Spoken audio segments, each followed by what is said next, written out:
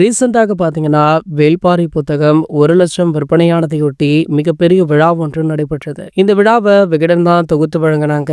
இந்த விழாக்கள்ல யாரும் எதிர்பார்க்காத விதமாக இயக்குனர் சங்கர் அவர்கள், நடிகர் ரஜினிகாந்த் அவர்களுமே கலந்து கொண்டாங்க. மத்தபடி பார்த்தீங்கன்னா, அந்த புத்தகத்துக்கு சம்பந்தப்பட்ட ஒரு சில பிரபலங்களுமே அந்த மேடையில இடம்பெற்றிருந்தாங்க. இந்த விழாவுல சூப்பர் ஸ்டாருடைய பேச்சு யாரும் எதிர்பார்க்காத வண்ணம் இருந்தது. அது மட்டும் இல்லாம சங்கர் அவர்களுமே வேள்பாரியுடைய ரைட்ஸை வாங்கி வச்சிருக்காரு. இந்த படத்தை யாரை வைத்து எடுக்க போறார் அப்படின்றது தான் ஒரு மிகப்பெரிய கேள்வியாகவுமே இருந்துட்டு இருக்கு. இது ஒரு பக்கம் இருக்க, சங்கர் அவர்கள் பாத்தீங்கன்னா சமீபத்துல நம்ம சூப்பர் ஸ்டார் அவர்களை மீட் பண்ணி எந்திரன் படத்துடைய கதையை சொல்ல இருக்காரு. அதாவது இந்த படத்துல இது வரைக்குமே 2 பாகங்கள் வெளியாக இருக்கு. எந்திரன் 2.0 அப்படின்னு 2 பார்ட்டுமே சூப்பர் டூப்பர் ஹிட் அடித்தது. படமுமே ஒரு மிகப்பெரிய லாபத்தை கொடுத்ததால 3.2 படம் எப்போது வரும் அப்படின்னு ரசிகர்களுமே அடிக்கடி கேட்பதுண்டு. அந்த வகையில பாத்தீங்கன்னா தற்போது 3.2 கதையை தான் சங்கர் அவர்கள் நம்ம சூப்பர் ஸ்டாரிடம் சொல்லியிருக்காரு. ஆனால் இந்த படம் பாத்தீங்கன்னா வேள்பாரியை முடித்த பிறகுதான் உருவாகும் அப்படின்னுமே சொல்லப்படுது. ஆகையால சங்கர் அவர்களும் சூப்பர் ஸ்டாரும் இணைவது உறுதி. ஆனால் அது